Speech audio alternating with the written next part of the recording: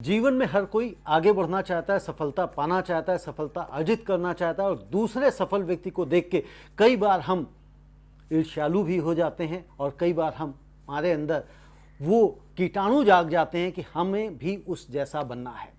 नमस्ते, मैं हूं रवींद्र गौतम और आप देख रहे हैं लीडर्स टॉक। लीडर्स टॉक के अंदर हम ऐसी शख्सियतों को लेकर आते हैं जिन्होंने अपने जीवन में कोई ना कोई मुकाम हासिल किया होता है और मेरे अनुभव के हिसाब से जो अब तक मैंने इंटरव्यूज़ किए हैं उसके हिसाब से कोई भी व्यक्ति जो आज सफल है उसने जीवन में स्ट्रगल्स भी बहुत किए होते हैं। और आज हम एक ऐसी ही शख्सियत को लेकर आ रहे हैं जो आज एक सफल मुकाम पर हैं और उनसे हम जानेंगे लीडरशिप होती क्या है, जीवन में सफलता कैसे पाई जा सकती है और यदि कभी जीवन में मुश्किलें आ जाएं तो उन मुश्किलों को कैसे पार किया जा सकता है। तो आज हैं हमारे साथ हरिंदर सिंह भाटिया, देवू इंडिया के मैनेजिंग डायरेक्टर। हरिंदर जी, बहुत बहुत स्वागत है। नमस्कार जी, धन्यवाद आपका। तो हरिंदर जी, सबसे पहले तो यही बताएं हमें कि जो सफलता की जब हम बात करते हैं, क्योंकि सफलता शायद ही कोई ऐसा इंसान हो जो कहे कि नहीं, मैं सफल नहीं होना चाहता।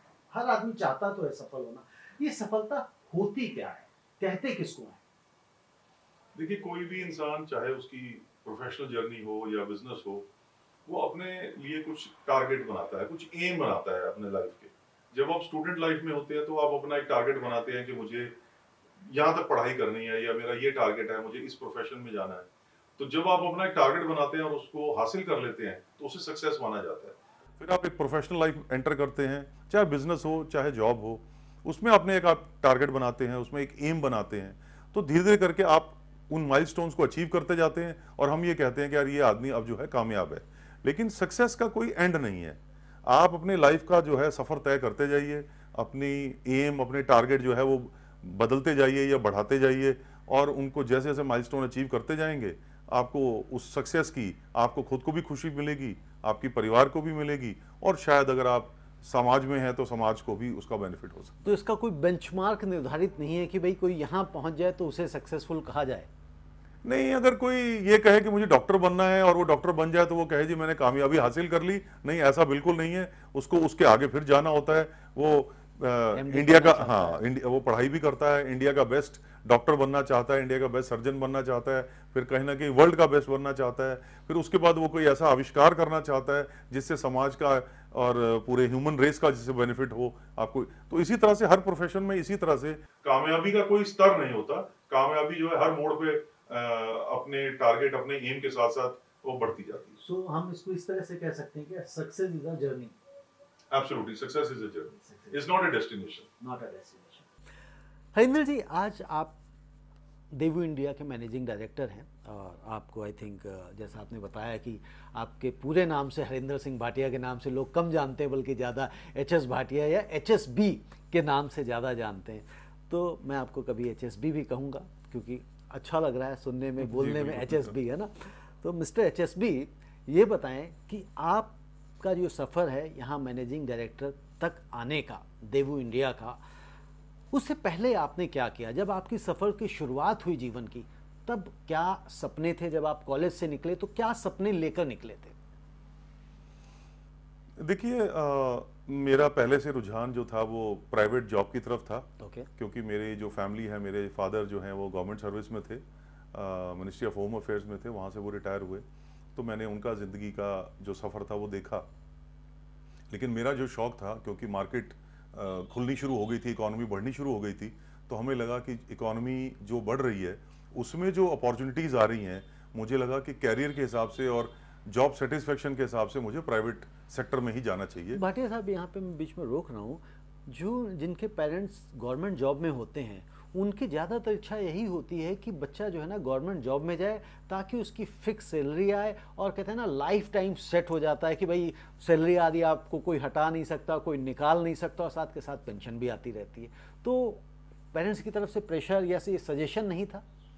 बिल्कुल ठीक आपने पकड़ा। एक्चुअली मेरे फादर जो थे वो बिल्कुल चाहते थे कि मैं गवर्नमेंट जॉब में जाऊं, और मैंने जब अपनी ग्रेजुएशन ख़त्म की तो मुझे आज भी याद है कि मेरे फादर ने मुझे बैंक के फॉर्म ला के दिया कि आप इसको भरिए और इसमें आप अपीयर होइए। मैंने उनको मना किया कि मेरा बिल्कुल इंटरेस्ट नहीं है किसी भी गवर्नमेंट या पब्लिक सेक्टर में जाने का। तो उन्होंने कहा नहीं आप इसको भरिए, तो मैंने उनके कहने से भर के दे दिया। अभी एग्ज़ाम की डेट आई नहीं थी, तो पहला फॉर्म जो था वो बैंक प्रोबेशनरी ऑफिसर का था, जिसे पीओ कहते हैं जी। और उसके अभी वो डेट भी नहीं आई थी एग्जाम की, अभी तो खाली फॉर्म ही भरे थे। उसके शायद एक आध 1.5 महीने के अंदर मुझे एक और फॉर्म दिया गया जो कि बैंक क्लर्क का था। तो मुझे मेरे फादर ने कहा इसको भर दीजिए। तो मैंने उनसे कहा कि आपने अभी तो मेरे से ऑफिसर का पर्चा भरवाया है और आप मुझे क्लर्क का दे रहे हैं, तो ये समझ नहीं आई मुझे। तो उन्होंने कहा कि ये कोई गारंटी नहीं है कि तुम ऑफिसर का एग्जाम पास कर पाओगे, तो इसलिए तुम्हारा बैकअप है।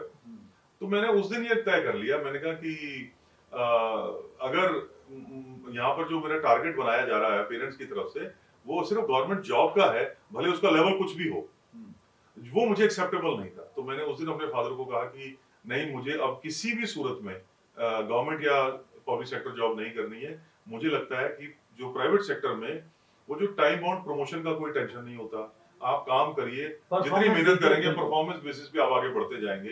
तो चूंकि मेरे अंदर वो एक चीज तय हो गई थी, क्योंकि मेरा जो पूरा एटमॉस्फेयर था वो सारा गवर्नमेंट जॉब्स वाला था। हमारे अंकल थे, हमारे चचा और बाकी लोग, फादर तो क्या थे ही, उनके जो मित्र आते थे, जो उनके ऑफिस के हम देखते थे उनका जो सेटअप था, तो उसमें सब लोग बहुत ही अपनी जिंदगी से सेटिस्फाइड थे, है ना, कि उनको एक गवर्नमेंट अकोमोडेशन मिली हुई है, एक फिक्स सैलरी आती है, पेंशन को पता है, सीजीएचएस की डिस्पेंसरी हॉस्पिटल में जाएंगे, उनका मतलब बिल्कुल लाइफ जो थी उनकी स्टैटिक चल रही थी। लेकिन मुझे ऐसा लगता था इसको मैं लाइफ को स्टैटिक ना मान के मैं ये कहता था ये तो बहुत बोरिंग लाइफ है, इसमें देयर इज नो एक्साइटमेंट। आपको ये पता है कि मुझे 5 साल बाद या 7 साल बाद या 8 साल बाद यहाँ से यहाँ जाना है, फिर यहाँ से यहाँ जाना है, और ज्वाइन करते ही आदमी ये डिसाइड कर सकता है कि मुझे रिटायर कहाँ होना है। लेकिन प्राइवेट सेक्टर में ऐसा नहीं है, आप कहीं से भी शुरू करें, आप एमडी तक जा सकते हैं। बिल्कुल। तो मार्टिन साहब एक बात बताइए, मतलब मैं इसलिए पॉज ले गया क्योंकि जो स्टोरी आप जैसी बता रहे हैं थोड़ी सी कुछ ऐसी मेरी भी मिलती जुलती है, बट मैं भी अपनी स्टोरी पे नहीं जा रहा हूँ, आपसे पूछ रहा हूँ। जब प्राइवेट सेक्टर में जब आपने जाने का सोचा तो किसने इंस्पायर किया, किसकी वजह से आपको लगा कि नहीं मुझे गवर्नमेंट में नहीं प्राइवेट सेक्टर में जाना है, यहाँ पे अपॉर्चुनिटीज ज्यादा हैं, यहाँ पे खुला आसमान है। एक्चुअली ये भी बड़ी इंटरेस्टिंग स्टोरी है, मैंने आज तक किसी से शेयर नहीं की। आज आपके माध्यम से शायद मैं पहली बार ये कहूँगा। मैंने जब ग्रेजुएशन ख़त्म की तो हमारे एक पड़ोसी थे, वो किसी होटल में अच्छे पद पे थे, तो मुझसे बड़े थे ऑब्वियसली क्योंकि वो जॉब करते थे। मैं तो अभी कॉलेज की पढ़ाई कर रहा था, ये ख़त्म होने वाली थी बीकॉम की। तो मेरी उनसे बात हुई तो मैंने उनको कहा कि भैया, वो बंगाली थे लेकिन अच्छी हिंदी बोलते थे, तो मैंने कहा भैया मैं कैरियर का डिसाइड नहीं कर पा रहा हूँ, तो मुझे क्या करना चाहिए। तो उन्होंने कहा कि आप क्या कर रहे हैं। मैंने कहा मैं बीकॉम कर रहा हूँ। तो आप अकाउंट्स में जाना चाहेंगे, सीए बनना चाहेंगे। मैंने कहा कतई नहीं, ये एक मेरी खाली एजुकेशन का एक तरीका है ये समझने का कि व्यापार में या बिजनेस में ये सारे सब्जेक्ट का क्या क्या रोल है ना। और बीएससी में करना नहीं चाहता था, बीए के अंदर मुझे कोई सब्जेक्ट समझ नहीं आया जो आगे चल के जिंदगी को मेरी आगे लेके जाएंगे, तो मैंने खाली उस पर्पज से बीकॉम कर रहा था। तो उन्होंने मुझे ये कहा कि देखो, अगर तुम्हारे पास कोई प्रोफेशनल कोई डिग्री नहीं है तो 2 ही काम है जिसमें आप अपनी मेहनत से आगे बढ़ सकते हो। क्योंकि मैंने उनको कहा कि मैं पैशन है, मेरे अंदर लगन है कि मुझे कुछ करना है। तो उन्होंने मुझे कहा 2 ही काम में पैसा भी है और आगे बढ़ने का कोई लिमिट नहीं है। तो मैंने कहा बताइए। तो उन्होंने मुझे कहा कि या तो आप होटल इंडस्ट्री में आ जाओ, जहां पर आप एक बेसिक जो रेस्टोरेंट्स में या होटल में जो लोग काम करते हैं, बेसिक जो है जी, स्टीवर्ड एंड हाँ, तो एक वो तरीका है और दूसरा सेल्समैन का तरीका है। इन दोनों की कोई लिमिट नहीं होती और इसमें कोई बहुत ज्यादा एजुकेशन का भी कोई बहुत ज्यादा वैल्यू नहीं होती। आपके कंडक्ट पे, आपके पैशन पे, आपके बिहेवियर पे, आपकी बॉडी लैंग्वेज, आपकी कम्युनिकेशन, यानी वो जो आपका टोटल मिला के एक पर्सनालिटी जो डेवलप होती है, उसके बेसिस पे ही आप अपने सक्सेस को खुद ही आप उसके लिए खुद ही जिम्मेदार हैं। सामने वाला आपको नहीं आंक रहा, आपको खुद ही अपना रास्ता बनाते जाना है। मुझे ये बात बहुत जची एक्चुअली में। तो मैंने कहा ये बात तो इन्होंने बहुत बढ़िया कही है। मैंने उसको 1-2 जगह और चेक किया तो मुझे लगा कि एक बेसिक ग्रेजुएट जो है उसके पास शायद 2 ही रास्ते हैं, या जैसा उन्होंने मुझे समझाया वो मेरा कच्चा मन था, इनएक्सपीरियंस था, तो मेरे वो मन में छाप उतर गई एक्चुअली। तो फिर मैंने ये सोचा कि ये बात इन्होंने बढ़िया की है और ये मेरे नेचर से, क्योंकि मैं शुरू से एक्सट्रोवर्ट था, मैं डिबेटर था, मैं बहुत सारी चीज़ों में भाग लेता था स्कूल कॉलेज में, और मैं बहुत ही एक्टिव पर्सन था, मतलब मैं ड्रामेटिक्स में भी काम करता था।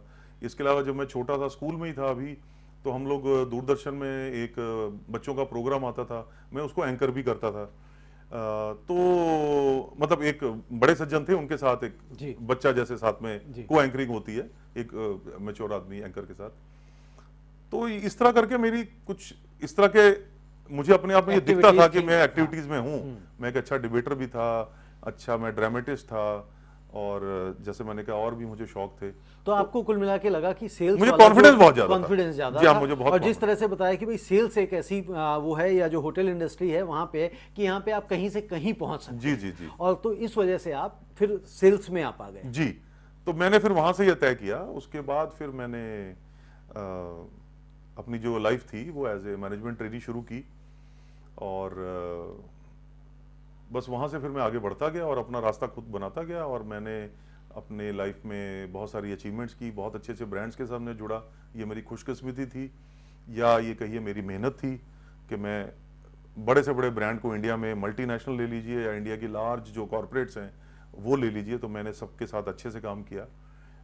मैं कुछ अपने कंपनीज के नाम लेना चाहूँगा जहाँ से मैंने बहुत सीखा है। जी। उसमें मेरी सबसे पहली जो जॉब थी वो हॉकिंस प्रेशर कुकर्स में थी। ओके। बहुत ही बढ़िया कंपनी, जिसने मेरा बहुत बढ़िया बेस बनाया सेल्स का। इसके अलावा जो मेरे सीनियर थे आज तक वो मेरे टच में हैं, और मैं आज भी उनका बहुत रिगार्ड करता हूँ, वो भी मुझे बहुत प्यार करते हैं। इसके अलावा मेरी जो अगली जो जॉब थी, मैं जहाँ से मैंने सीखा मैं खाली वही नाम ले रहा हूँ। और अगली मेरी जो जॉब थी वो थी बजाज ऑटो में, जो 2 व्हीलर्स और 3 व्हीलर्स बनाते हैं। मैंने वहाँ पर भी 7-8 साल समय लगाया और मेरे बहुत सीखने को मिला। मैंने लाइफ के वो पक्ष देखे, बहुत मैच्योरिटी आई मेरे अंदर, क्योंकि बड़ा काम था, स्केल बहुत बड़ा था, डीलर डिस्ट्रीब्यूटर बहुत बड़े बड़े हैं उनके, मतलब करोड़ों के बिजनेस महीने के होते हैं। तो मेरे को एक बिजनेस का स्केल दिखा कि स्केल क्या होता है, उसका साइज बहुत बड़ा था, मतलब समुद्र में आ गए ऐसा जी, बहुत बड़ा बहुत बड़ा। जी जी जी। और वहाँ से उसके बाद 99 से फिर मैंने अपनी लाइन चेंज की, मैं इलेक्ट्रॉनिक्स में आ गया, क्योंकि तब तक मार्केट खुल चुकी थी, इकोनॉमी ओपन हो रही थी, और फॉरेन ब्रांड्स इंडिया में आ रहे थे। एलजी आया, सैमसंग आया, और भी बहुत सारे ब्रांड इंडिया में आए, अगर मैं इलेक्ट्रॉनिक्स की बात करूं। दूसरी तरफ इकोनॉमी खुलने से लोगों का जो जीवन का स्तर था, उनकी इनकम बढ़ रही थी, और अब नेचुरली पैसा लोग लाइफस्टाइल पे लगा रहे थे, अपने कंफर्ट, अपनी कन्वीनियंस पे लगा रहे थे। तो मुझे वो रास्ता खुलता हुआ नजर आया, तो मैंने ये डिसाइड किया कि अब मैं इलेक्ट्रॉनिक्स की तरफ चलता हूँ, और उसमें मैं कुछ अपना कंट्रीब्यूशन ला के आता हूँ। तो मैंने 99 में एलजी इलेक्ट्रॉनिक्स ज्वाइन किया, जो उस समय इंडिया में प्रवेश ही कर रहा था। उनके साथ मैं काफ़ी समय मैंने लगाया, और मैं बहुत ही कामयाब रहा वहाँ पे। सीखने को भी बहुत मिला, एक नई इंडस्ट्री में मैं एंटर कर सका। वहाँ पर मेरी जो लास्ट 2 असाइनमेंट्स थी, मैं नेशनल हेड रेफ्रिजरेटर्स था, उसके बाद मैं नेशनल हेड मोबाइल फोन्स था, ऑल इंडिया हेड। इसके अलावा मैंने सोनी इंडिया में काम किया है, जापानीज कंपनी, जी ग्रुप में काम किया है। लास्ट मैं 2015 तक एक्टिव जॉब में रहा, जिसके अंदर मैं वीडियोकॉन के साथ as a chief marketing officer, और एयरटेल के साथ as a chief operating officer in the Airtel DTH group north hub की तरह से काम किया मैंने। यानी कि आफ्टर एजुकेशन 2015 तक आपका जो है ना सफर नौकरी करते हुए बीता, सीखते हुए बीता, अनुभव लेते हुए बीता। बिल्कुल बिल्कुल, है ना। वहाँ जैसे सरकारी नौकरी में तो एक तनख्वाह ही आती है, सिर्फ उसी का पता होता, बट यहाँ पे क्या है, आपको एक सैलरी भी मिल रही थी जो हजारों में बेशक रही होगी शुरुआती दौर पे, लेकिन बातें वहाँ पे लाखों करोड़ों की होती थी, जो शायद कहीं ना कहीं इंस्पायर करती थी। जी। इसके अलावा इंटरनेशनल एक्सपोजर मिला, हम लोग चाइना, कोरिया, बाकी जगह पे जाते थे, मटेरियल सेलेक्ट करते थे, प्रोडक्ट डेवलप करवाते थे, वो जो कॉन्फ्रेंसेस में जाते थे, इंटरनेशनल सेमिनार्स होते थे, इन सब कंपनी की तरफ से बहुत सहयोग मिला, सीखने को बहुत मिला, एक्सपोजर बहुत मिला, कॉन्फिडेंस बढ़ता गया। 2015 तक आते आते मुझे अपने ऊपर इतना सेल्फ कॉन्फिडेंस हो गया कि अब मैं कुछ भी कर सकता हूँ। तो जो 2015 से शिफ्ट करके फिर जब आपने अपना काम शुरू किया, यानी कि अपना बिजनेस शुरू किया, वो क्या मतलब कहते हैं ना, क्या ट्रिगर पॉइंट था, क्यों ऐसा लगा कि नहीं मुझे अब बहुत हो गया यार, जॉब नहीं करनी है, अब मुझे कुछ अपना करना चाहिए, बहुत हो गया दूसरे लोगों के लिए मेहनत करते हुए, रात दिन काम करते, कुछ अपना करूं, ऐसा मतलब क्या ट्रिगर पॉइंट, क्यों ऐसा डिसीजन लिया आपने? देखिए, उसके 2 कारण थे मेन। एक तो ये था कि कॉर्पोरेट का प्रेशर जो है वो, जब आप टॉप पोस्ट पोजीशन पे होते हो तो कॉर्पोरेट प्रेशर बहुत ज्यादा होता है। तो एक तो ये था कि अब चूंकि मैंने बहुत कुछ हासिल कर लिया, अचीव कर लिया, फाइनेंशियली भी प्रोफेशनली भी, तो क्या मैं अब इस जो एक प्रेशर है या जो बिजनेस का एक स्ट्रेस है, मैं वहां से निकलना चाह रहा था। ये तो एक मेरा पॉइंट था।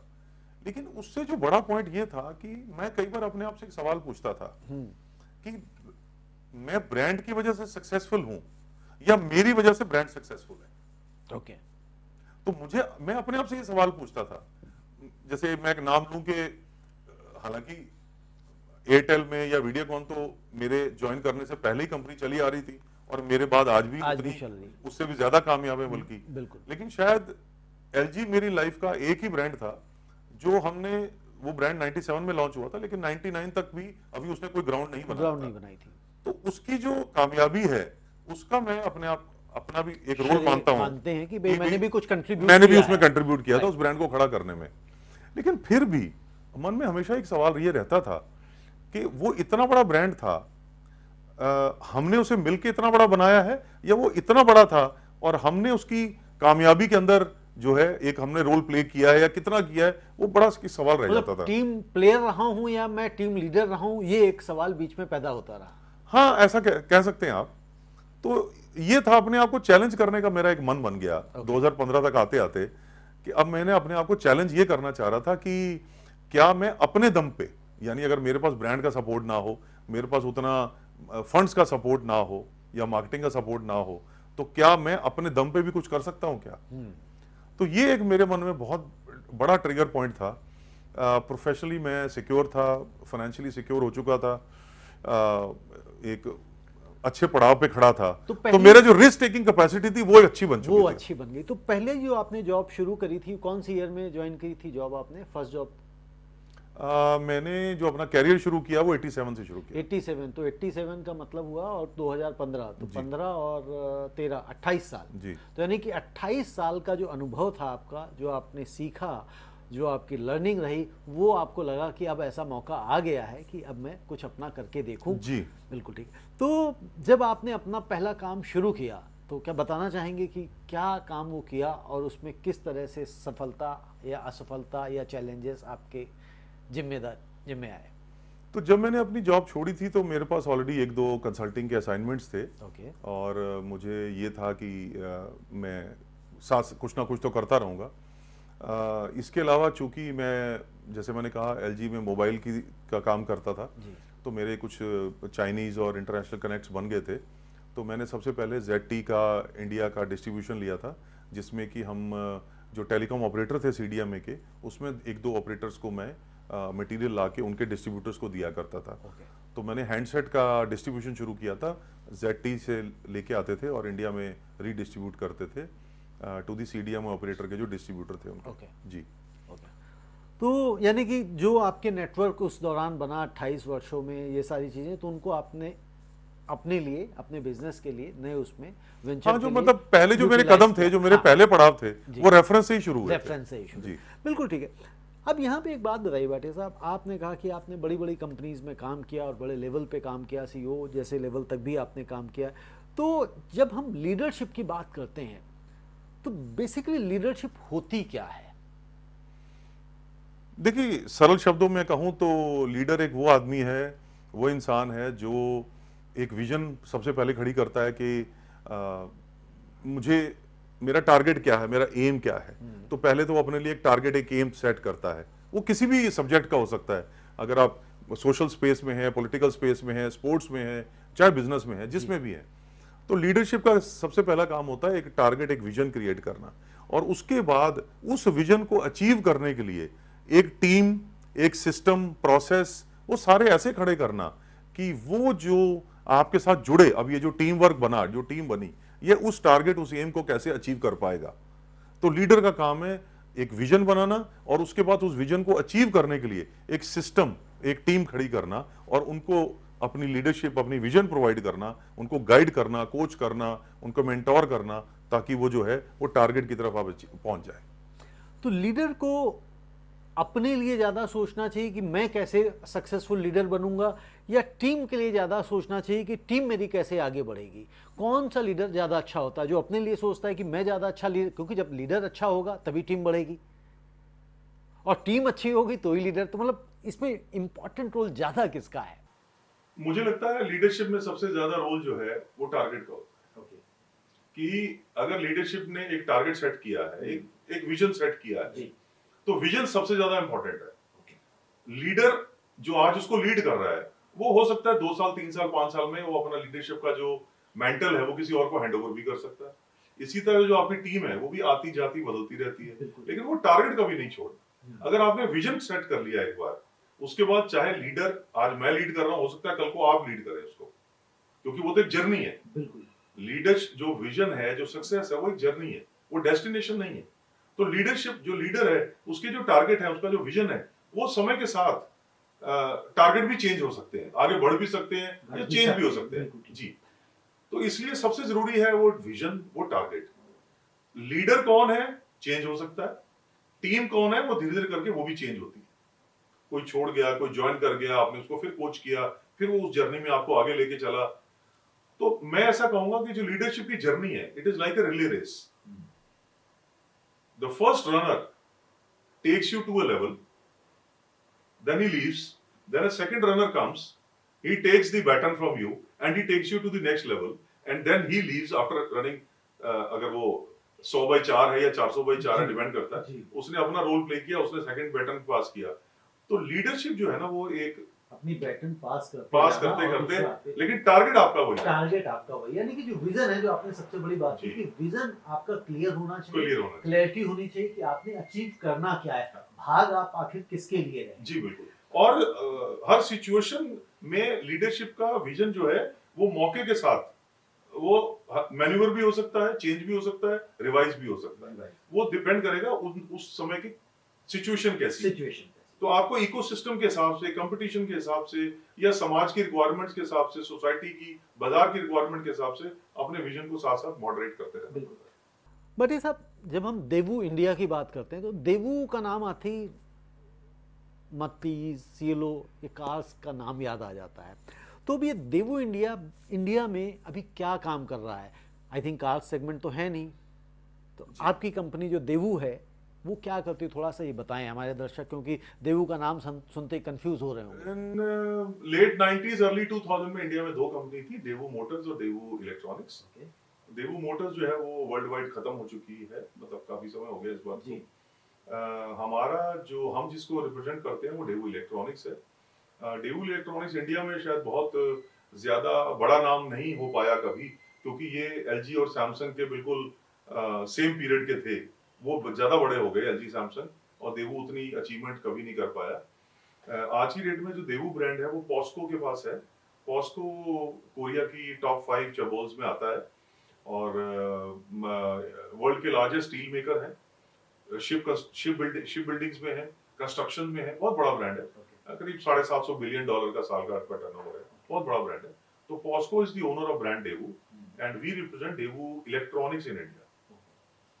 तो इलेक्ट्रॉनिक्स में बेसिकली जो देवू का जितना है वो, और जैसा आपने कहा कि एलजी वगैरह बड़े ब्रांड हो गए और देवू शायद उतना नहीं कर पाया, तो देवू के साथ आपको काम शुरू किए हुए कितना समय हो गया?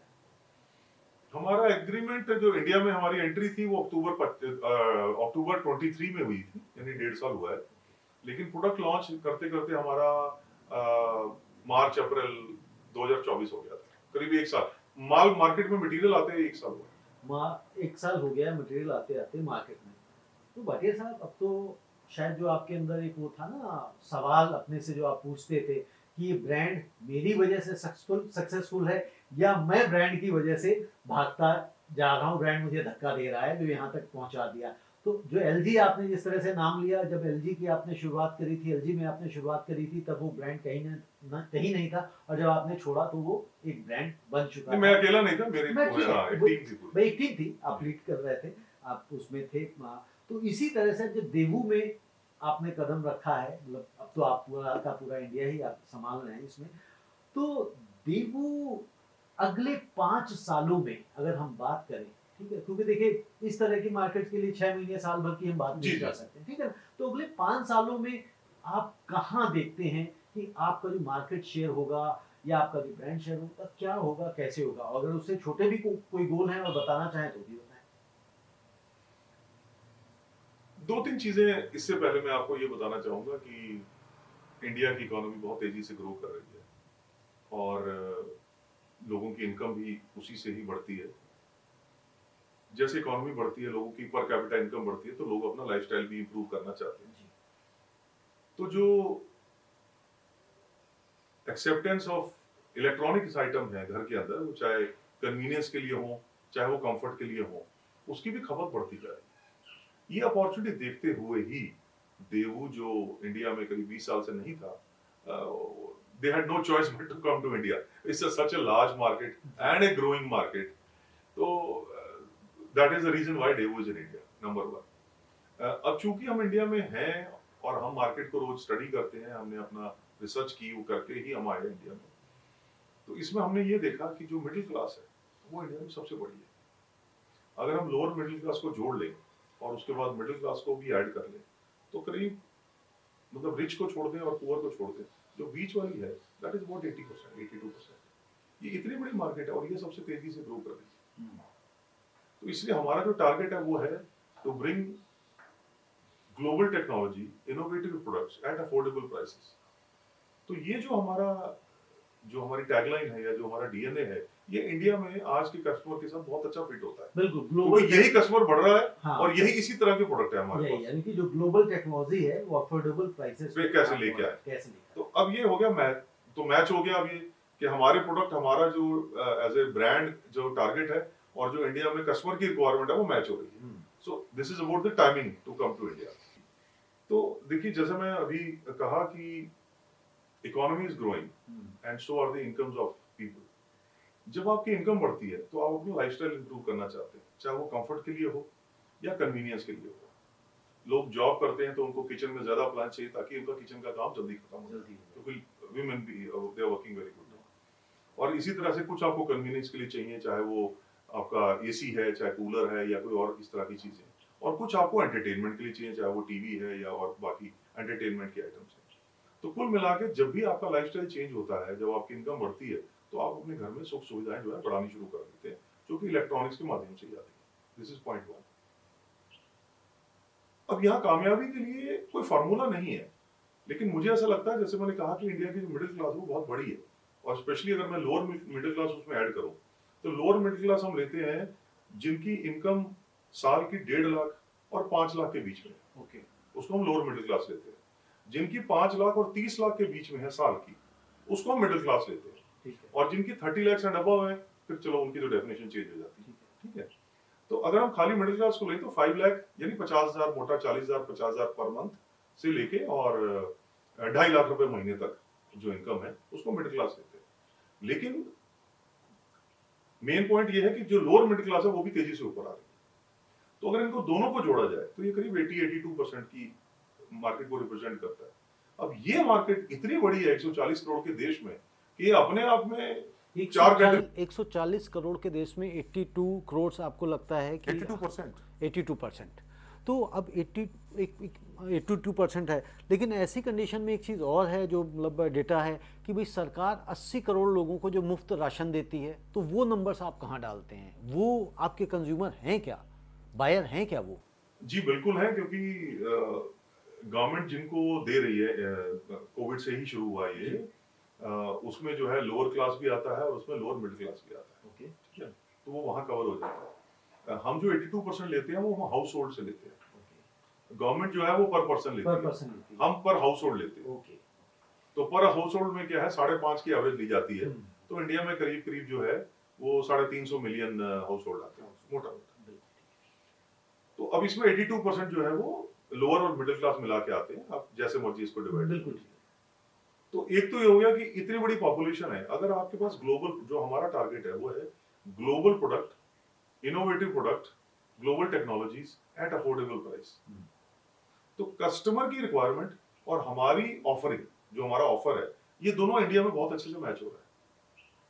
तो इसलिए हमें लगता है कि हम जो है कस्टमर की फर्स्ट चॉइस ऑफ ब्रांड बन सकते हैं over a period of time, may be over 4-5 years, जिसमें कस्टमर हमें प्रेफरेंस देगा कि मैं जो चाह रहा था कि मुझे इंटरनेशनल ग्लोबल प्रोडक्ट मिले, इनोवेटिव प्रोडक्ट मिले, लेकिन अफोर्डेबल प्राइस पे मिले, तो हम उस टैगलाइन को हम उसको अचीव करते हैं। करेंगे। अब आप कह रहे हैं कि प्रेफरेंस आपको कंज्यूमर दे सकता है, देगा आने वाले समय में। लेकिन अगर हम देखें आपकी ही, अगर हम प्राइस लाइन पे बात करें, आप जिस तरह की क्वालिटी दे रहे होंगे या जिस तरह के फीचर्स आपके अप्लायंसेस में होंगे, क्या वो दूसरे जो आपके जो कॉम्पिटिटर्स हैं उनसे वो जुदा हैं, उनसे अलग हैं, या कुछ वो जो फीचर्स दे रहे हैं वो आप कम कॉस्ट में देने वाले हैं? तो आप अपने कंपटीशन से कैसे निपटेंगे? क्योंकि कंपटीशन में आज की तारीख में बहुत ब्रांड्स हैं और अमेज़न जैसा ब्रांड वो खुद अपने प्रोडक्ट्स निकाल निकाल के बेच रहा है। देखिए, we are very lucky that we are in a growing economy. Growing economy में क्या होता है, हर साल कस्टमर नया निकल के आता है। जब नया कस्टमर निकल के आता है तो सबके लिए बराबर की अपॉर्चुनिटी है। आज इंडिया जो है वो यूरोप या यूएसए के जैसे एक स्टैटिक इकोनॉमी नहीं है, we are a growing economy, ठीक है। और जैसे मैंने कहा, लोअर मिडिल क्लास जो है मिडिल क्लास बनना चाहती है, और मिडिल क्लास जो है अपने जीवन स्तर को और ऊपर ले जाना चाहती है। लेकिन फिर भी आज अगर आप इलेक्ट्रॉनिक्स की ओनरशिप की रेशो देखें, मैं आपसे शेयर करता हूं, सबसे ज्यादा हम कहते हैं टीवी पॉपुलर है, हर घर में होना चाहिए, ऐसा मान के चलते हैं। यू विल नॉट बिलीव, आज भी सिर्फ 72% घरों में टेलीविजन है। 72% जी, 28% घरों में टीवी नहीं है। ठीक है। और इसमें अभी मैंने जो जिन घरों में मल्टी टीवी है मैंने वो नहीं जोड़े। अभी हम सिर्फ ओनरशिप, हाउस होल्ड ओनरशिप से चल रहे हैं। You will not believe, second जो मोस्ट ओन्ड प्रोडक्ट है इलेक्ट्रॉनिक्स की मैं बात कर रहा हूं इस समय, वो है refrigerator, but it is owned by only 33% people. Only 33% घरों मतलब में। टीवी 72% घरों में है, जी, और जो मैं हाउस होल्ड के हिसाब से हाउस चल रहा होल्ड की हूं। बात जी, और जो रेफ्रिजरेटर है ओनली वो 33%। Next product is washing machine, only 18%। Okay. उसके बाद आता है एसी, ओनली 7%। तो अब मैं नीचे से चलता हूं, 93% घरों में एसी नहीं है, 82% घरों में वॉशिंग मशीन नहीं है, 67% घरों में रेफ्रिजरेटर नहीं है, 28% घरों में आज भी टीवी नहीं है। तो कहां है कंपटीशन? सबके लिए जगह है ना। सबके लिए जगह है, लेकिन आपका प्रोडक्ट अच्छा होना चाहिए, आप आपकी प्राइस अच्छी होनी चाहिए, आपकी सर्विस अच्छी होनी चाहिए, यानी कुल मिला के अगर आप कस्टमर को एक अच्छा यूजर एक्सपीरियंस देते हैं तो इस बढ़ती हुई मार्केट में सबके लिए स्थान है। सबके लिए स्थान है, और ये तभी स्थान बनेगा जिस तरह से आपने कहा कि हर साल जो लोग नीचे से ऊपर उठ के आ रहे हैं तो वो कहीं ना कहीं आपके बायर या मार्क इस तरह के जी, बिल्कुल, बायर absolutely। हैं। बिल्कुल। अब एक चीज और मैं पूछना चाहता हूँ, क्योंकि आपसे लीडरशिप पे बड़ी बात हो रही है और बड़ा मैं समझता हूँ दर्शकों को भी अच्छा लगेगा। आजकल एक नई जंग छिड़ी हुई है, वो जंग है कितने घंटे काम करना चाहिए। कोई कहता है जी 90 घंटे काम करना चाहिए, कोई कहता है 80 घंटे काम करना चाहिए। तो यदि जीवन में व्यक्ति को सफल होना है तो आपके हिसाब से व्यक्ति को कितने घंटे काम करना चाहिए पर दिन? या मैं कह सकता हूँ डेली। हाँ, देखिए ऐसा है कि एक स्वस्थ आदमी को मेंटल हेल्थ हो चाहे फिजिकल हेल्थ हो, वो बहुत जरूरी है। तभी आप अपना ऑप्टिमम कंट्रीब्यूट कर सकते हैं, ज्यादा से ज्यादा जो है आप काम कर रहे हैं, अच्छा काम कर पाएंगे। इसके अलावा जो परिवार है आपका, वो आपका एक इमोशनल सपोर्ट है, ठीक है। तो आपकी लाइफ में 3 पार्ट है। एक पार्ट है आपका प्रोफेशनल, एक पार्ट है आपका फैमिली, और एक पार्ट है आपका पर्सनल। मैं तीनों को एक्सप्लेन करता हूं। पर्सनल का मतलब होता है सोना, वॉक पे जाना या मेडिटेशन करना, या सुबह उठ के तैयार होना, या जो भी मान लीजिए। ये मोटा मोटा इसको 8 घंटे माना जाता है। 8 घंटे is your personal time, 8 our is your family time. हाँ, ज्यादा से ज्यादा 2 घंटे सुबह, 3 से 4 घंटे शाम को, जब आप अपने पेरेंट्स, अपनी स्पाउस, अपने बच्चों के साथ समय लगाते हैं और ये देखते हैं कि वो क्या कर रहे हैं और आप उनको कैसे सपोर्ट कर सकते हैं। और कई चीजों में आपको भी सपोर्ट चाहिए होता है, अपने बच्चों से, अपनी वाइफ से, है कि इमोशनल सपोर्ट चाहिए होता है, क्योंकि आपके ऊपर भी प्रेशर्स हैं, स्ट्रेस है, बहुत सारी चीजें हैं, या बच्चों की पढ़ाई, उनका आगे क्या कैरियर है, बहुत सारी चीजों पे डिस्कशन होता है। मोटा मोटा 8 घंटे हो, और 8 घंटे का काम मैं आइडियली मानता हूँ। Your life should be, daily life should be divided 24 divided by 3. One is profession, where you earn money for your family and contribute to the society. Second 8 hours is your family and 8 hours is for yourself. भाई साहब क्या तो 8 या 24 मेरा आंकड़ा है। भाई साहब, लेकिन ये ना प्रैक्टिकली पॉसिबल है क्या? नहीं, बिल्कुल पॉसिबल। क्योंकि सपोज करिए आप 8 घंटे की बात करते हैं कि वर्क टाइम आपका 8 घंटे होना चाहिए। फॉर एग्जांपल अगर गुड़गांव से कोई व्यक्ति दिल्ली में जॉब करता है, ठीक है, तो उसको जाने में ही एक तरफ कोई किसी को 1.5 घंटे लग रहे हैं, किसी को 2 घंटे लग रहे हैं, या किसी का 1 घंटा ट्रेवल टाइम है, तो वो ट्रेवल टाइम कहाँ से लाएगा? वो भी तो चाहिए उसको।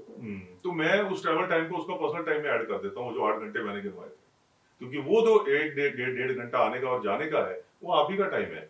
आपकी मर्जी है, कॉल लीजिए ना लीजिए, अपनी वाइफ से बात कीजिए, अपने दोस्तों मित्रों से बात कीजिए, आप अपनी गाड़ी में गाने सुनिए, म्यूजिक सुनिए या मेडिटेशन करिए, वो तो आपके हाथ में।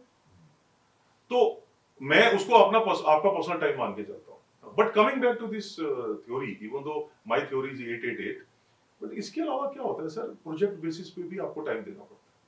अगर आपके पास कोई ऐसा प्रोजेक्ट आ गया है जिसकी टाइमलाइंस है, डिलीवरी के कोई स्ट्रिक्ट शेड्यूल्स हैं, आपको कुछ डिलीवरी करनी है, या कोई आप किसी और कोई नए प्रोडक्ट लॉन्च पे काम कर रहे हैं, उस समय हमें टाइम नहीं देते, फिर हम 9-10 भी बच जाते हैं। लेकिन उसका एक लिमिट होती है कि अगले 1 महीने मुझे ज्यादा काम करना है, लेकिन वापस मैं फिर वहीं आ जाऊंगा।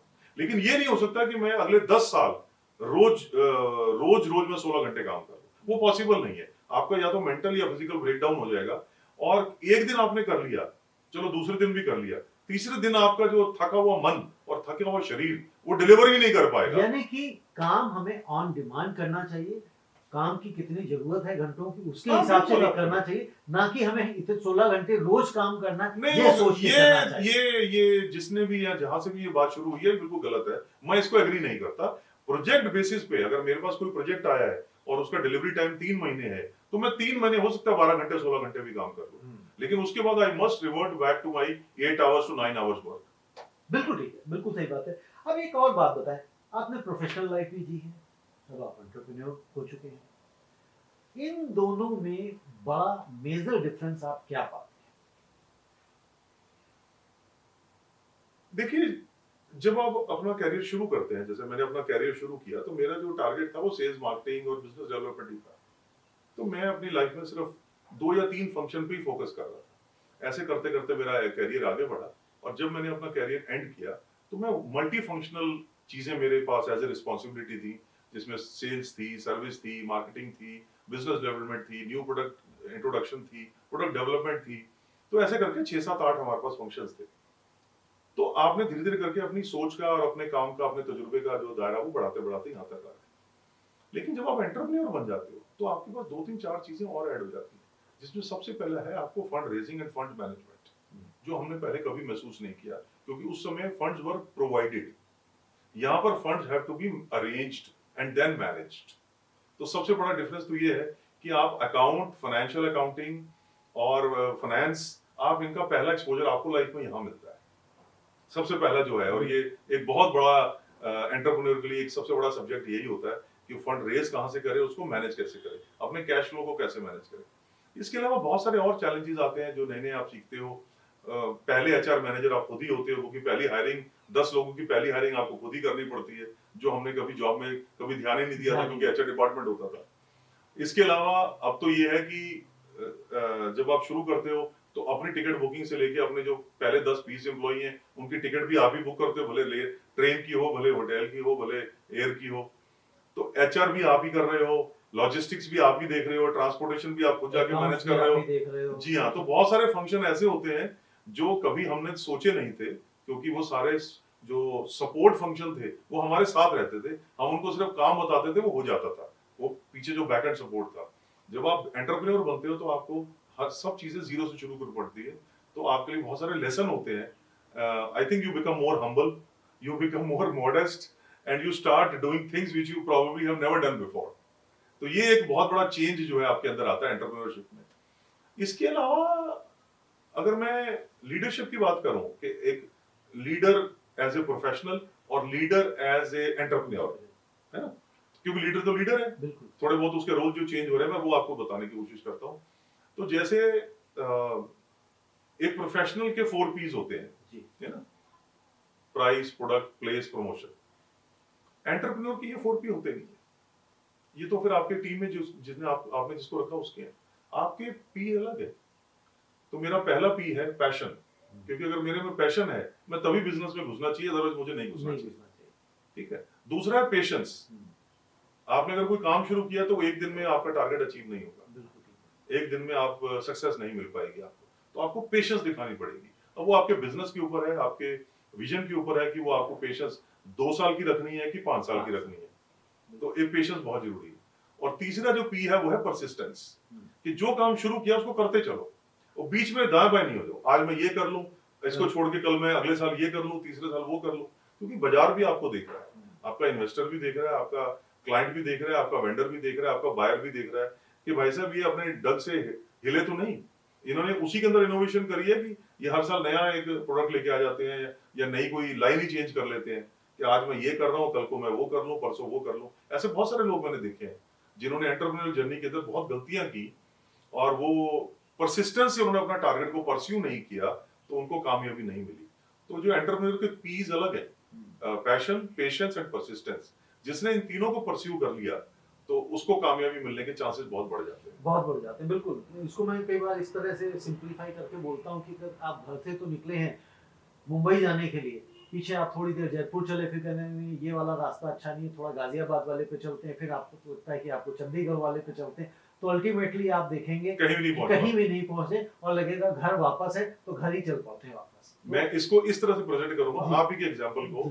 मैं घर से निकला, जी मुझे ये नहीं क्लैरिटी कि मुझे जाना कहाँ है, मैंने जो सड़क अच्छी और मजबूत देखी वहां चल या बड़ी देखी, ये जी। 4 लेन है नहीं अब 8 लेन आ गई, जी तो मैं सड़क के हिसाब से अगर अपने टारगेट चेंज करता रहूंगा हाँ। तो मैं कहीं नहीं तो पहुंचूंगा। कहीं नहीं पहुंचे जी। क्योंकि पता ही नहीं पहुंचना कहाँ है। हाँ। बिल्कुल ठीक। अब एक बात और बताएं कि जैसे ये शो हमारे युवा साथी बहुत देखते हैं और हम चाहते हैं कि लोग आप जैसे लोगों को देख के बिजनेस में आए, एंटरप्रेन्योर बने।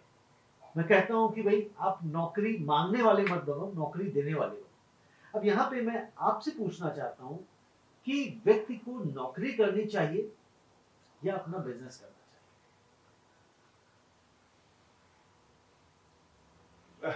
बहुत अच्छा सवाल है, लेकिन बहुत कठिन सवाल है। शायद इसका जवाब कोई एक फिक्स तरीके से नहीं दिया जा सकता।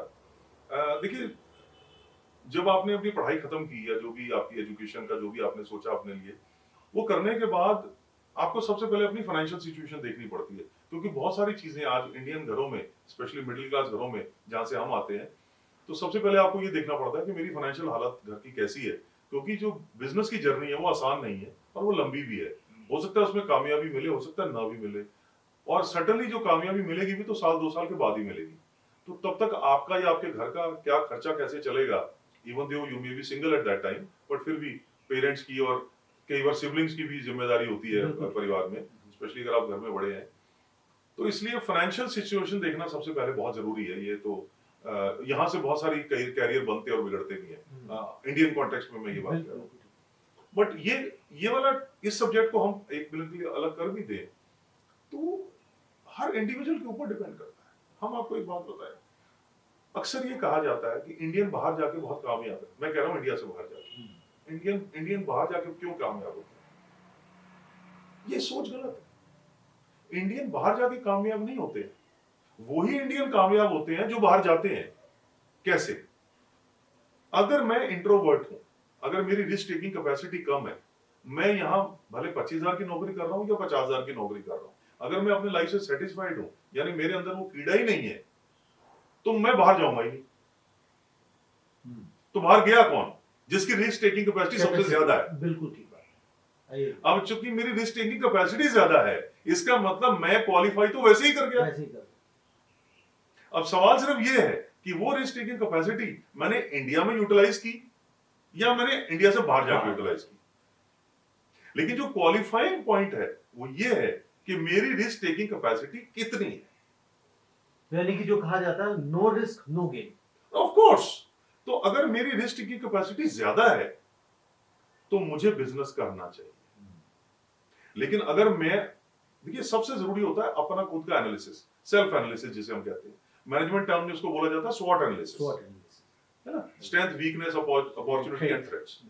तो आपने जब अपना सेल्फ एनालिसिस किया तो आप पहले अपने आप को आंकिए कि मैं कौन हूँ, क्या हूँ, मेरी स्ट्रेंथ क्या है, मेरी वीकनेस क्या है, मैं कौन सी स्ट्रेंथ पे खेलूं कि मैं लाइफ में आगे बढ़ जाऊं। लाइफ में आगे बढ़ जाऊं। और बिल्कुल, और जिस तरह से कहा कि भाई जो आपने कहा कि भाई फाइनेंशियल सिचुएशन क्या है, तो जब भी बिजनेस आप करें तो जो 2 साल 3 साल यानी कि जो ब्रेक इवन या उसके इनकम का टाइमिंग है वो आपको कैलकुलेट करना चाहिए कि भाई इतने समय में कैसे मैनेज कैसे करूंगा, या मेरे पेरेंट्स को, मेरी फैमिली को उसकी जरूरत तो नहीं है उस समय जरूरत में। तो नहीं है, बिल्कुल ठीक है। तो उन सारी चीजों को देखते हुए आना चाहिए। अब एक बात और बताएं कि जो आजकल आप देखें एमबीए और ये प्रोफेशनल डिग्रीज, प्रोफेशनल कॉलेज बहुत सारे हो गए। अब यहाँ पे भी एक चीज आता है, एक जो व्यक्ति XYZ इंस्टीट्यूट से एमबीए करता है तो उसको तो 40 लाख का, 50 लाख का, 30 लाख का पैकेज मिल जाता है, और एक ऐसी जगह से करता है उसके पास भी एमबीए की डिग्री है जिसको प्लेसमेंट ही नहीं मिलती। तो ये फर्क क्यों है, कैसे है, और उस फर्क से जो जिसको प्लेसमेंट नहीं मिल रही है वो कैसे निकले? तो देखिए, जब भी कोई स्टूडेंट पढ़ के निकलता है, जो भी उसने पढ़ाई की है, भले वो उसने ग्रेजुएशन करी है या मास्टर्स करी है या इंजीनियरिंग करी है, जो भी उसने डिग्री हासिल की है, जो पहली जॉब होती है उसमें एक्सपीरियंस तो है नहीं, सेकंड थर्ड जॉब तक तो एक्सपीरियंस प्लेज अ रोल। बिल्कुल। तो पहली जॉब आपको कैसे मिलती है? वो आपको मिलती है कि आप कहां से पास आउट है, आपके पास कौन सी डिग्री है। अब एक IIM-IT जो है उसको वो डिग्री कैसे मिली? क्योंकि उसको एडमिशन मिली। एडमिशन क्यों मिली?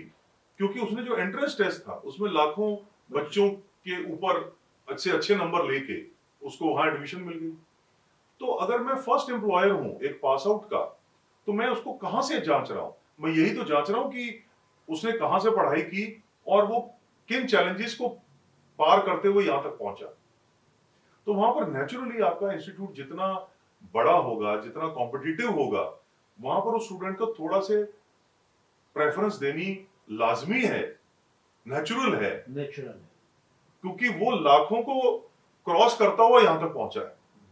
लेकिन अगर हम कहें कि जो प्राइवेट इंस्टीट्यूट है खासकर आजकल, है ना, जहां पर आपको पता है किस तरह से एडमिशन मिलती है और किस तरह से हाँ, वो मैं होता तो है। उनको कुकुर मुक्ते जी बिल्कुल बिल्कुल। बोलता और मैं NCR में कहूँ तो बहुत है हमारे यहाँ, नोएडा, गाजियाबाद, इधर मतलब भरे पड़े हैं। मतलब एक समय था जब इंजीनियर्स को या MBAs को बहुत ज़्यादा प्रेफरेंस दी जाती थी। किसी ने बीटेक कर लिया तो अपने आप में बहुत जी, बड़ी बात बिल्कुल, होती थी। लेकिन आज जो बेचारे बच्चे बीटेक कर रहे हैं उनको शायद पहली जॉब 10,000 रुपए ये बिल्कुल 10 से 15,000 ही होती है। तो अब ये हो गया कि जो बाकी इंस्टीट्यूट हैं, चूंकि उसमें एडमिशन आसान है, तो इसका मतलब वो सफर तय करके नहीं आया, और ये एक चैलेंजिंग सफर तय करके आया है और लाखों के बीच में से ये शाइन करके निकला है बाहर। तो नेचुरली पहली जॉब में उसको प्रेफरेंस मिलेगी, एक अच्छी सैलरी भी मिलेगी और एक अच्छी पोजीशन भी मिलेगी, बजाय उसके जो इस सफर को खाली अपनी फीस से या जैसे भी एडमिशन लेके करके आ यानी गया। कि जो कॉलेज है उसका ब्रांड नेम, उसके चेक मार्क्स, वो एम्प्लॉयर के लिए ज्यादा मायने रखते हैं। पहली जॉब के लिए, पहली जॉब, सिर्फ पहली जॉब। हाँ, मैं भी पहली जॉब जी की जी बात पहली कर रहा हूँ। जॉब। पहली जॉब वो एम्प्लॉयर के लिए ज्यादा मायने रखते हैं। दूसरी जॉब तक पहुंचते पहुंचते आपका उसका जो CV एक्सपीरियंस है, yes। उसने क्या जॉब प्रोफाइल, क्या उसने हैंडल किया, कैसे किया, क्योंकि सेकंड इंटरव्यू में हम उसके इंस्टीट्यूट से ज्यादा हम उसके एक्सपीरियंस के ऊपर सवाल पूछते हैं। परफॉर्मेंस उसके तो वहां से फिर जो है ना वो अलग होने शुरू हो जाते हैं, और वहां पर आपकी मेहनत, आपका पैशन, आपका हार्डवर्क, आपकी लर्निंग एबिलिटी, आपका रोल क्या था, आपने क्या सीखा, कैसे सीखा, वो सारी चीजें सेकंड थर्ड जॉब इंटरव्यू में बाहर आनी शुरू हो जाती हैं। तो वहां से जो है ना उसकी लाइन अपने आप बनती जाती है। लेकिन पहले फिर भी पहली वाली में मैं आपको एक और बात कहूंगा, फ्रेशर में हमें ये भी पता है कि सवाल ये नहीं है कि आप IIM-IT से पास आउट है या किसी इंस्टीट्यूट से सिर्फ पास आउट है, नहीं, हमें वहां का करिकुलम भी पता है, हमें वहां पर कैसे आपको केस स्टडी पढ़ाई जाती है, कैसे आपको एक्सपीरियंस मिलता है, कैसे एक्सपोजर मिलता है, आपके वहां पर जो फैकल्टी है वो कैसी है, वो कितनी सक्षम है, कितनी नॉलेजेबल और कितनी एजुकेटेड है, कितनी एक्सपीरियंस्ड है। तो वो सब चीजें भी तो उसमें शामिल है ना, कि सवाल ये नहीं है कि आपने खाली एडमिशन ले ली, सवाल ये कि एडमिशन लेके वहां का जो करिकुलम है, जो फैकल्टी है, जो आपको नॉलेज और एक्सपीरियंस दिया जाता है, वो भी बहुत सारे इंस्टीट्यूट से बेटर है। बिल्कुल ठीक बात है, और तभी वो इस तरह से फिल्टर करके लेते हैं। जी। अब एक चीज़ और बताएं यहाँ पे, ये बहुत होता है, और जो नए बच्चे होते हैं जो अपना करियर शुरू करते हैं तो कुछ लोग उनको गाइड कर देते हैं, और ऐसा देखा जाता है कि कुछ लोग साल साल भर में जॉब्स चेंज करके 20-20% का, 10-10% का, 30-30% का जंप लेके 5 साल में वो वहाँ पहुँच जाते हैं। जो व्यक्ति एक ही कंपनी में 5 साल रगड़ता रहता है और उसे पता लगता है कि वो साल के उसको 5%, 8%, 10% की ग्रोथ मिल रही, जबकि जिसने जॉब चेंज करी वो डबल पे पहुँच गया। तो इसको किस तरह से लेना चाहिए? नहीं, ये शॉर्ट टर्म है। अगर आपने हर साल जॉब चेंज करी, 10-20% का जंप ले भी लिया और 4-5 जॉब चेंज करी, आप मान के चलिए वो लॉन्ग टर्म नहीं है। ये शॉर्ट टर्म गेन जरूर है, लेकिन जो अगला एम्प्लॉयर होगा, कम से कम मेरे जैसा एम्प्लॉयर, हम इसको बहुत पॉजिटिवली नहीं देखते। मैं ये मान के चलता हूं कि आपने कहीं काम किया और आपने उस कंपनी में कुछ कंट्रीब्यूट किया। अगर आपका वो एम्प्लॉयर उसको देख ही नहीं पा रहा या आप दिखा नहीं पा रहे, तो काफी हद तक ये डिपेंड करता है कि आपकी इसका मतलब परफॉर्मेंस भी उस लेवल पे नहीं थी कि आपके उस कंपनी आपको प्रमोशन या इंक्रीमेंट दे। तो इसलिए आपको वो इंक्रीमेंट, वो प्रमोशन बाहर ढूंढनी पड़ी। दूसरे साल फिर वही हुआ, फिर आपका एक साल खत्म हुआ, अब आपके पास कहने या दिखाने को परफॉर्मेंस के नाम पे अपने एम्प्लॉयर के लिए कुछ नहीं है, तो आपको फिर जॉब चेंज करनी पड़ी। क्योंकि अगर आप 10 या 20% की इंक्रीमेंट की बात कर रहे हैं पर ईयर, तो एवरेज जो है 8-9% से लेके 15% इंक्रीमेंट तो हम भी अपने स्टाफ को देते हैं। लेकिन मतलब मैंने भी अपने कैरियर में ली है ना, तो एम्प्लॉयर एम्प्लॉय को देता है। लेकिन सवाल यह है कि अगर आपके पास परफॉर्मेंस दिखाने को नहीं है, तो आप जो है जैसी तैसी स्टोरी बना के अगले एम्प्लॉयर को तो इंप्रेस कर सकते हैं, लेकिन ये एम्प्लॉयर तो आपसे कहेगा ना कि तुम्हारे ये टारगेट थे, ये तुम्हारे को काम दिया गया था, आपने अचीव नहीं किया, तो इसलिए तुम जो है 15% के नहीं, तुम 5% के हकदार हो, या शायद उसके भी नहीं हो, तो उसको ही चेंज करनी पड़ती है। लेकिन जो टिका रहता है वो एक्सपीरियंस भी गेन करता है। तो हम जो है, अगर आज मैं एम्प्लॉयर हूं, तो मैं सबसे पहले ये देखता हूं कि आपकी जो ग्रोथ हुई है वो उसी कंपनी में हुई है या सिर्फ जॉब चेंज करके हुई है। अगर आपकी जॉब चेंज करके ग्रोथ हुई है तो वो शॉर्ट टर्म है। लेकिन आपको अगर उसी कंपनी में, किसी कंपनी में आप 5 साल रहे या 10 साल रहे और वहां पे आपने 3 या 4 प्रमोशन ली और यहां से शुरू हुए और यहां तक पहुंच गए, इसका मतलब आपने काम भी किया, उसको एक्नॉलेज भी किया गया और उसको रिवॉर्ड भी किया गया। तो वो हमारे लिए बहुत जरूरी है। तो इसलिए अगर किसी के कैरियर में 1 या 2 खराब एम्प्लॉयर आ जाते हैं, या कई बार खराब बॉस भी मिल जाता है, या किसी वजह से आप वहां काम नहीं कर पा रहे, कई बार लोकेशन की भी प्रॉब्लम्स होती है, अगर आपकी 2 या 3 जल्दी हैं, लेकिन 2 या 3 4 लंबी है, 5-5 7-7 साल की हैं, तो हम उसको बैलेंस कर लेते हैं। बिल्कुल सही। अगर 5 साल 7 साल 2 कंपनी 3 कंपनी 4 कंपनी में वो टिका हुआ है, तो इसका मतलब उसने ठीक किया। अब यहाँ पे एक और बताएं कि एक व्यक्ति को कम से कम कितना समय एक कंपनी में देना चाहिए, उससे पहले उसे सोचने का, जंप लेने का छोड़ना ही नहीं चाहिए, सोचना ही नहीं चाहिए? मैं ऐसा मानता हूं कि 2 से 3 साल मिनिमम रिक्वायर्ड है एक एम्प्लॉयर के पास, जो कि एक अच्छा टाइम है वहां से सीखने का भी और उस कंपनी में कंट्रीब्यूट करने का भी, और उस कंट्रीब्यूशन के बदले रिवॉर्ड लेने का भी। तो आप उस जॉब में, उस कंपनी में कम से कम एक प्रमोशन जरूर लीजिए, जो 2 या 3 साल में मिल जाती है प्राइवेट में। तो एक प्रमोशन जरूर लीजिए और हर साल की इंक्रीमेंट जरूर लीजिए, इसको हमेशा पॉजिटिवली देखा जाएगा। प्लस आपने वहां सीखा भी और कंट्रीब्यूट भी किया। तो मेरे हिसाब से 2 से 3 साल मिनिमम होना चाहिए। लेकिन फिर भी कुछ एक्सेप्शंस होती हैं, जैसे किसी जगह आपकी, जैसे मैंने कहा, एम्प्लॉयर अच्छा नहीं है या वो कंपनी अच्छा नहीं कर रही, तो वहां आपने कम कर लिया। इसी तरह से 2 या 3 साल की बजाय किसी जगह आपको बहुत अच्छा लगा, कंपनी ने भी आपको वैल्यू किया, तो आपके 5 या 6 साल भी निकल गए। लेकिन एवरेज अगर मैं कहूं कि अगर किसी का 20 साल का कैरियर है मान लीजिए, तो उसकी 5 या 6 से ज्यादा चेंजेस नहीं होने चाहिए। नहीं होने चाहिए, बिल्कुल। अब यहाँ पे जब हम बात करते हैं कि भाई जॉब्स की, जैसे हम बात कर रहे हैं, एंटरप्रेन्योरशिप की बात कर रहे हैं, अगर व्यक्ति को, जब एंटरप्रेन्योरशिप की बात करते हैं, आपने तो सेल्स लाइन में रहे इतना समय, तो मुझे कई बार ऐसा भी लगता है कि यदि आप सेल्स लाइन में हैं तो आप खुद ही एक एंटरप्रेन्योर हैं। आप अपनी सैलरी, अपने इंसेंटिव्स खुद डिसाइड कर सकते हैं कि मुझे इस साल क्या घर लेके जाना है। Is it possible? हाँ बिल्कुल, ये तो सही है। कंपनी में बाकी फंक्शंस के मुकाबले जो सेल्स और मार्केटिंग का पर्सन है, जो प्रोफेशनल है, वो एंटरप्रेन्योरशिप के पहले दिन से सबसे नजदीक है, क्योंकि आपका टारगेट भी है, आपकी सैलरी भी है और आपके इंसेंटिव्स भी हैं। और आप प्रैक्टिकली सेल्स वाले को तो कंपनी कहती है, मान लीजिए किसी वजह से किसी कंपनी में अगर सैलरी डिले होती है और वो सेल्स वाला कहे जी मेरी सैलरी नहीं आई, तो उससे ये पूछा जाता है कि तुम्हारी इस महीने की कलेक्शन कितनी थी या तुम बिजनेस कितना लेके आए। लेकिन एक फाइनेंस वाले से या एक सर्विस वाले से या लॉजिस्टिक्स पर्सन से वो नहीं पूछा जाता। तो ये तो है ही है। तो इसलिए वो प्रोफेशनल जो है, वो आधा एंटरप्रेन्योर तो सेल्स वाला बन ही चुका है। बन ही चुका है, बिल्कुल ठीक कह रहे हैं। देखिए, हमने आपसे बहुत सारी बात कर ली, लीडरशिप के ऊपर भी बात कर ली, आपसे काम के घंटों पे भी हमने बात कर ली, सक्सेस के ऊपर भी बात कर ली। अब एक आता है कि भाई जो हमारी फैमिली है, जो आपने कहा ना फैमिली लाइफ बैलेंस, अब इसको मैनेज करने के लिए सम टाइम कि भाई हम अपने बच्चों को आगे कहाँ डालें। जो काम हम कर रहे हैं, कहते हैं ना कि भाई डॉक्टर है तो अब व्यक्ति चाहता है हमारा बच्चा भी डॉक्टर बने, इंजीनियर है तो चाहता है कि हमारा बच्चा भी इंजीनियर बने, लेकिन बच्चे की क्या चाहत या क्या ख्वाहिश हो सकती है, उसको किस तरह से समझना चाहिए पेरेंट्स को, और पेरेंट्स को अपने बच्चे को करियर चुनने में किस तरह से हेल्प करनी चाहिए। क्योंकि एक ये मतलब मेरा अपना एक्सपीरियंस है, बहुत सारे लोगों से बात होती है, करता हूँ, देखता हूँ कि बच्चे को पता ही नहीं होता है कि उसे जाना कहाँ है। उसे लगता है कि रमेश सेल्स में जा रहा है तो मैं भी उसमें चला जाता हूँ, सुरेश जो है ना इंजीनियरिंग में जाता है तो मैं भी वहाँ चला जाता हूँ, वो होटल लाइन में जा रहा है तो मैं भी चला जाता हूँ। देखिए, समय के साथ इस थ्योरी में बहुत चेंजेस आए हैं। हम जब बड़े हो रहे थे और प्रोफेशन चूज कर रहे थे तो उस समय डॉक्टर और इंजीनियर ही होते थे। और अगर मैं जैसे मैंने कहा, मैं केंद्रीय विद्यालय में पढ़ता था, 12th मैंने वहीं से की है। तो हमारे समय में वहाँ पर एक आर्ट्स होती थी और एक साइंस होती थी, कॉमर्स भी नहीं थी। अच्छा, कॉमर्स? जी, कॉमर्स नहीं थी, कॉमर्स काफी बाद में आई। एटलीस्ट केंद्रीय विद्यालय सेक्टर 8 आर-के-पुरम में तो नहीं थी कम से कम। जी, तो यानी आप मान के चलिए साइंस लीजिए तो मतलब आप डॉक्टर बन रहे हैं मोटा मोटा, और या आप आर्ट्स ले लीजिए, मतलब सॉरी साइंस वाले तो इंजीनियर डॉक्टर बन सकते हैं और आर्ट्स वाले तो सिविल सर्विस वगैरह की तैयारी करते हैं। कॉमर्स तो था ही नहीं। तो यानी हमारे पास ऑप्शंस की बहुत ज्यादा लिमिटेशन थी कि आप ये 2-3 जगह कहीं जा सकते हैं। इसीलिए मेरे बैच से ज्यादातर लोग फौज में चले गए, कोई एनडीए में चला गया, कोई आईएम में चला गया, तो ज्यादा लोग फौज में चले गए। वो एक थर्ड प्रोफेशन ही था मोटा मोटा, अगर आप कहें तो। लेकिन आज बहुत फर्क आ गया है। आज क्रिएटिव फील्ड है, बहुत सारी ऐसी नई नई फील्ड है जो हमारे समय में हमने तो नाम ही नहीं सुने थे, और अभी भी हमें रोज नई चीजें पता लगती है।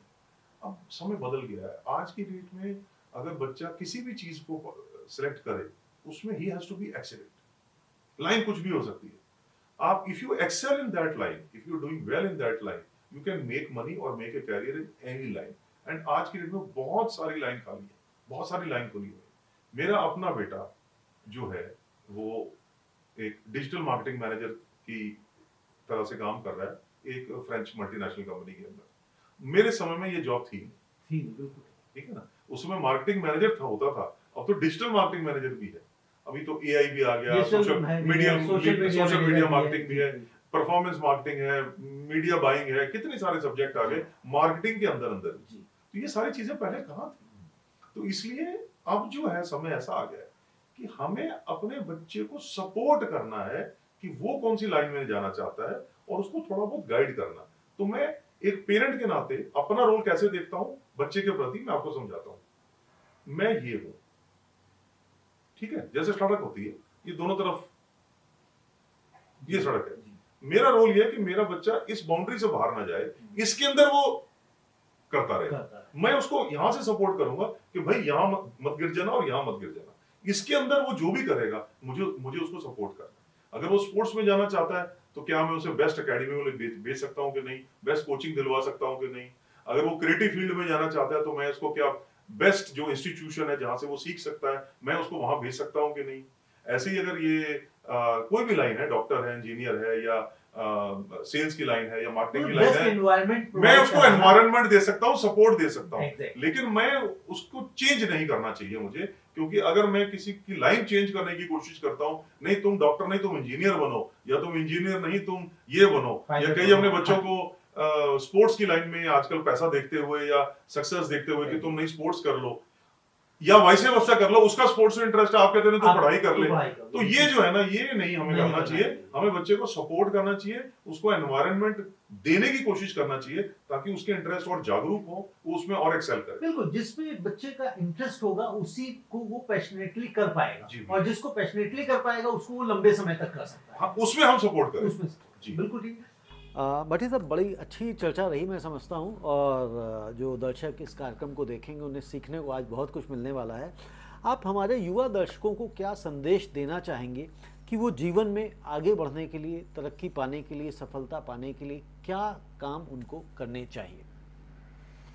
देखिए, मैं ऐसा मानता हूँ कि जो आपकी स्टूडेंट लाइफ है स्पेशली जो ग्रेजुएशन के बाद की है, चलो आपने हाई स्कूल तक जैसे तैसे करके अपना वो कर लिया, एंजॉय भी करिए लाइफ को, तो स्टूडेंट लाइफ भी एंजॉय करने के लिए भी होती है, क्योंकि वो बचपन, वो युवापन आपका दोबारा वापस लौट के नहीं आने वाला। तो it is a good time for a play as well as study का जो एक अच्छा मिक्स है। But the moment you get into graduation and then do you masters या जो भी आप अपनी पढ़ाई करते हैं आगे, मुझे लगता है वहां से आपको थोड़ा लाइफ में सीरियस होना शुरू हो जाना चाहिए, जिसमें आपकी पर्सनालिटी डेवलपमेंट है, आपकी कम्युनिकेशन है, आपकी जो लाइफ का डिसिप्लिन है, नॉलेज बढ़ाना, एक्सपोजर लेना, ये बहुत सारी ऐसी चीजें हैं जो आपको साथ साथ ग्रेजुएशन के साथ साथ शुरू कर देनी चाहिए। आप कहाँ से आते हैं, आपका क्या बैकग्राउंड हो, उससे आपकी बहुत सारी चीजें होती हैं। तो आपको अपना देखना चाहिए कि मेरी कम्युनिकेशन कैसी है प्रोफेशनल लाइफ के लिए, आप उस पर काम कीजिए, आप लैंग्वेज के कोर्सेज अटेंड कीजिए। कुछ नहीं होता, मैंने अपनी इंग्लिश, मैं अपनी जाती को बता रहा हूँ, मैंने अपनी इंग्लिश इंप्रूव करने के लिए, क्योंकि मेरी भी एक जैसे normal north Indian specially Punjabi घरों में जिस तरह की हमारी इंग्लिश थी और जिस तरह के मैं स्कूल से पढ़ के निकला, तो मुझे अपनी कम्युनिकेशन इंप्रूव करने के लिए मैंने इंग्लिश की बुक्स पढ़ी, मैं स्पेशल इंग्लिश की मूवीज देखता था, मैं इंग्लिश की न्यूज सुनता था, उसको ग्रैस्प करने की कोशिश करता था, प्रोनाउंसिएशन से लेके वोकैबुलरी तक। तो आपको अपनी कम्युनिकेशन पे काम करना पड़ेगा। दूसरा, अगर आप इंट्रोवर्ट हैं तो अपने आप को उभारिए, एक्सट्रोवर्ट बनिए। इसके अलावा अच्छे स्टूडेंट बनिए, किसी भी चीज से मन मत चुराइए, अपनी नॉलेज बढ़ाते जाइए, किताबें पढ़िए, सिंपोजियम में जाइए, सेमिनार में जाइए, उस तरह के दोस्त बनाइए, उस तरह के माहौल में जाइए, उस तरह के प्लेटफॉर्म अटेंड करना शुरू कीजिए। आज की डेट में तो बाहर भी जाने की जरूरत नहीं पड़ती, यूट्यूब पे और इतने प्लेटफॉर्म अवेलेबल हैं, आप पॉडकास्ट सुनिए, चाहे व्लॉग्स हैं, बहुत सारी चीजें हैं, नॉलेज बेस की भी है, एंटरटेनमेंट की है। अब डिपेंड करता है कि आप अपना समय किन चीजों पे लगा रहे हैं। आजकल बच्चे जो है वो रील के पीछे लगे हुए हैं या इस तरह के लॉग्स के पीछे लगे हुए हैं। आप उसमें एजुकेशन पे भी टाइम लगाइए, 2 घंटे 1 घंटा आप उस पे लगाइए टाइम एंटरटेनमेंट पे, तो आधा पौना घंटा एजुकेशन के भी आप जो है वीडियोस देख सकते हैं। तो आप अपने आप को सीखने की जरूर कोशिश कीजिए। जैसे जितना ज्यादा आप अपने आप को उसके लिए तैयार करेंगे आने वाले जीवन के लिए, अपने अंदर पैशन भरिए, अपने लाइफ के एम बनाइए, टारगेट बनाइए, कुछ भी हो सकता है वो।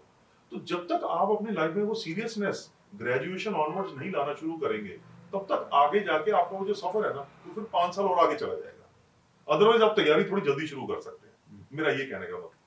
तो प्रोफेशनल लाइफ के अंदर, अपनी स्टूडेंट लाइफ के अंदर ही ग्रेजुएशन ऑनवर्ड यानी 18 के बाद आप जो है प्रोफेशनल जर्नी की तैयारी करनी शुरू कर दीजिए।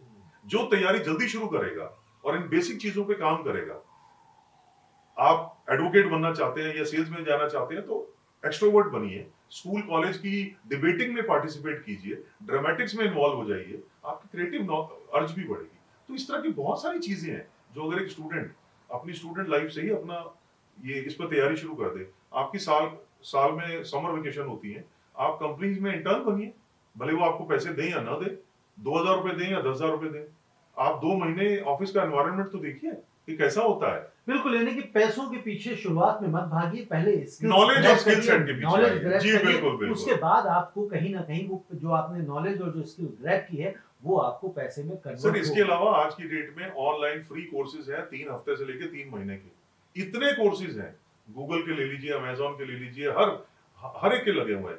आप 3 हफ्ते से 3 महीने के फ्री टाइम में कोर्सेज कीजिए, ज्यादा से ज्यादा डिग्री, मैं डिग्री खाली डिग्री के हिसाब से नहीं कह रहा, नॉलेज के हिसाब से कह रहा हूँ कि इतने कोर्स हैं कि आप 10 कोर्स कर सकते हैं हर लाइन के।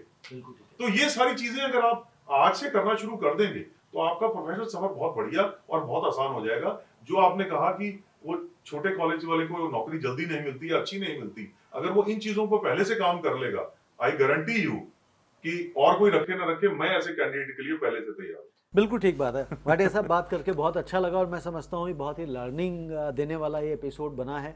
और लीडरशिप पे हमने बहुत सारे शोज़ किए हैं, लेकिन इसकी कुछ बात मुझे लगता है अलग ही निकल के आई। और आपको बहुत बहुत शुभकामनाएं हैं कि जिस तरह से आपने अपना प्रोफेशनल लाइफ छोड़ के अब एक तरह से एंटरप्रेन्योर बन गए हैं और अब देवू इंडिया को एक बड़ा ब्रांड बनाना चाहते हैं। और जल्दी ही मैं समझूंगा कि आने वाले समय में अगले 5 सालों में देवू इंडिया का भी एक ब्रांड कंपटीशन में होगा, टक्कर में होगा, और तब आपको लगेगा कि हाँ शायद मैंने ये जो अन्य ब्रांडों के साथ मैंने काम किया था तो वहाँ मेरा भी कंट्रीब्यूशन था कुछ, जिसको मैं यहाँ पे दे पाया। बहुत बहुत धन्यवाद। Thank you very much, thanks for the opportunity, thank you once again, thank you. तो आज ये थे हमारे साथ हरीन्द्र सिंह भाटिया जी, और आपने सुना और समझा कि इन्होंने अपने जीवन में सक्सेस कैसे अचीव की। यदि आप भी जीवन में सक्सेस अचीव करना चाहते हैं तो जो भाटिया साहब ने कहा, लर्निंग के ऊपर और स्किल्स ग्रैब करने के पीछे पड़िए शुरुआती दिनों में, क्योंकि जितनी आपकी लर्निंग ज़्यादा होगी, जितनी स्किल्स आपके पास होगी, जितनी स्किल्स पूर्ण हो जाएंगी, वो समझ लीजिए एम्प्लॉयर आपको ढूंढ के ही आपके घर तक आएगा और आपको कहीं ना कहीं एक बड़ा प्लेटफॉर्म मिलेगा। और जो समय रील देखने में, शॉर्ट्स देखने में जाया करते हैं, डेटा खराब करते हैं, वो आप डेटा नहीं खराब कर रहे हैं। इंजॉयमेंट, एंटरटेनमेंट शुरुआत में नहीं चाहिए, क्योंकि ये तो आपको बाद में भी मिल जाएगा, लेकिन अभी आपको जो चाहिए वो लर्निंग। वो लर्निंग अगर आप ले आते हैं तो आप आगे बढ़ते जाएंगे, आपको आगे बढ़ने से कोई नहीं रोक सकता। धन्यवाद, नमस्ते।